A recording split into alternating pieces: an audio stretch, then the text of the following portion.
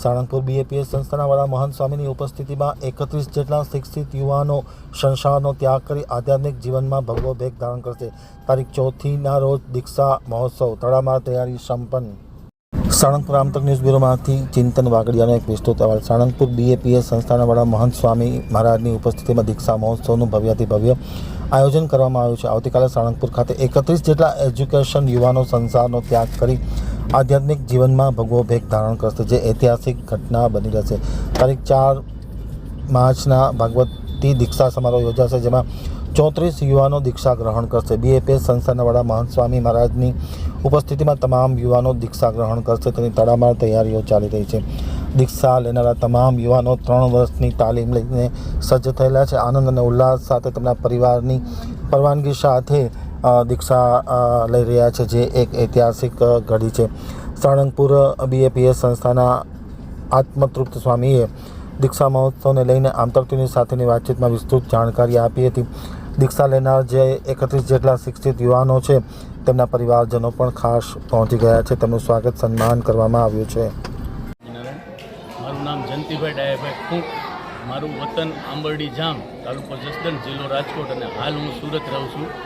અને મારા એક દીકરા અત્યારે હાલ બીએપીએસ સંસ્થામાં સાધુ છે, અને બીજા આકાશભાઈ હમણાં દીક્ષા લે 2જી તારીખે, પણ એણે મને આગળ વાત કરી હતી કે મારે સાધુ થવું છે, એટલે મેં એને રાજી થતાં અમે બેય માણસે એને હા પાડી હતી, કારણ કે એ લોકો સમાજ અને રાષ્ટ્રની સેવા કરી શકશે, અને બીજા કોઈ પણ મતલબ જે કોઈ વ્યસની હોય એનું વ્યસન છોડાવશે, અને આપણા હિન્દુ ધર્મ અને આપણું રાષ્ટ્ર અને સમાજની સારામાં સારી સેવા કરી શકે, એથી બીજું શું સારું હોય। એટલે અમે બે માણસે રાજી થકી એને સાધુ થવાની રજા આપી છે। જય શ્રી। મારું નામ સ્મિત રાણપરિયા છે, અને હાલ હું નાયગ્રા ફોલ્સ કેનેડામાં રહું છું। અને આવતીકાલે મારા મોટા ભાઈ વિવેકભાઈ રાણપરિયા, જેઓએ BA મિકેનિકલનો અભ્યાસ પૂર્ણ કરી અને આવતીકાલે પરમ પૂજ્ય મહંત સ્વામી મહારાજના વરદ હસ્તે જે દીક્ષા પ્રાપ્ત કરવાના છે, એ પ્રસંગ માટે ખાસ હું કેનેડાથી અહીં આવ્યો છું। અને મને અને મારા પરિવારજનોને ખૂબ આનંદ છે કે જો કાલ મારા મોટા ભાઈ વિવેકભાઈ મહંત સ્વામી મહારાજના વરદ હસ્તે દીક્ષા લેશે અને આગળ જઈ અને સંસ્થા, રાષ્ટ્ર અને હિન્દુ ધર્મની સારામાં સારી સેવા કરશે, એ માટે અમે ખૂબ ઉત્સાહી છીએ।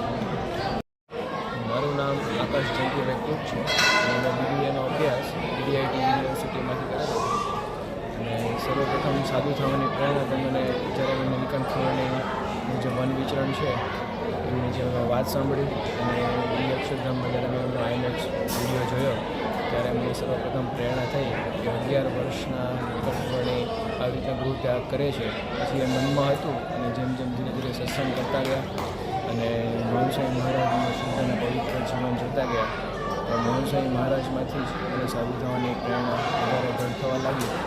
અને આજે જે દીક્ષા લઈ રહ્યા છે, તો મને જ્યારે મેં વાત કરી મારા માતા પિતાને કે મારે દીક્ષા લેવી છે, તો એ સહજ રાજી થતાં મને દીક્ષાની રજા આપી। અને મને એ વાતનો આનંદ છે કે આપણે દીક્ષા લેશું, ત્યાગાશ્રમ ગ્રહણ કરશું, ત્યાર પછી આપણે આપણા હિન્દુ ધર્મની, પછી સમાજની અને રાષ્ટ્રની સારામાં સારી સેવા કરી શકશું, અને કેટલાય લોકોને આપણે સારા માર્ગ પર એમને સારો માર્ગ રાહ ચીંધી શકશું, અને જે ખરાબ જે કુસંગ છે એમાંથી એમને સત્માર્ગે વાળી શકશું। એના માટે મને ખૂબ જ આનંદ છે કે કાલે મારો દીક્ષા દિવસ છે। શ્રી સ્વામિનારાયણ ભગવાનની જય। સારંગપુર તીર્થધામમાં આવતીકાલે એટલે કે તારીખ 2 માર્ચના દિવસે પરમ પૂજ્ય મહંત સ્વામી મહારાજની ઉપસ્થિતિમાં એક ભવ્ય દીક્ષા સમારોહનું આયોજન થયું છે। લગભગ 31 જેટલા નવયુવાનો ત્યાગાશ્રમની દીક્ષા લેવાના છે। ખૂબ ભણેલા ગણેલા અને મા બાપ દ્વારા સારા સંસ્કાર પામેલા એવા આ યુવાનો એ 3 વર્ષની દીક્ષા પહેલાંની તાલીમ લઈને તૈયાર થયા છે, અને બહુ જ આનંદ અને ઉલ્લાસ સાથે સમગ્ર એમના પરિવારે, એમના માતા પિતાએ એમને રજા આપી છે। તો આવતીકાલે એક દિવ્ય ઉત્સવ સારંગપુરને આંગણે થવાનો છે।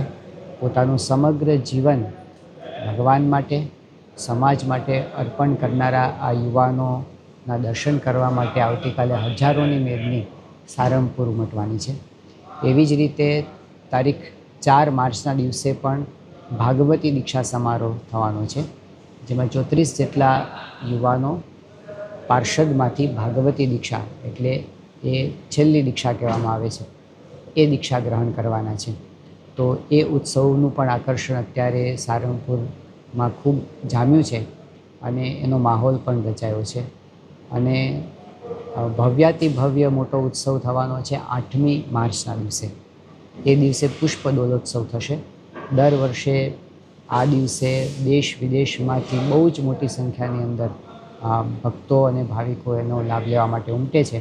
તો એની પણ તડામાર તૈયારીઓ અત્યારે સારંગપુરમાં ચાલી રહી છે. એટલે આગામી એક સપ્તાહની અંદર સારંગપુરમાં ભક્તિભર્યા આવા ઉત્સવોનો માહોલ રચાવાનો છે અને એ ઉત્સવની અંદર સૌ બહુ મોટી સંખ્યામાં જોડાશે.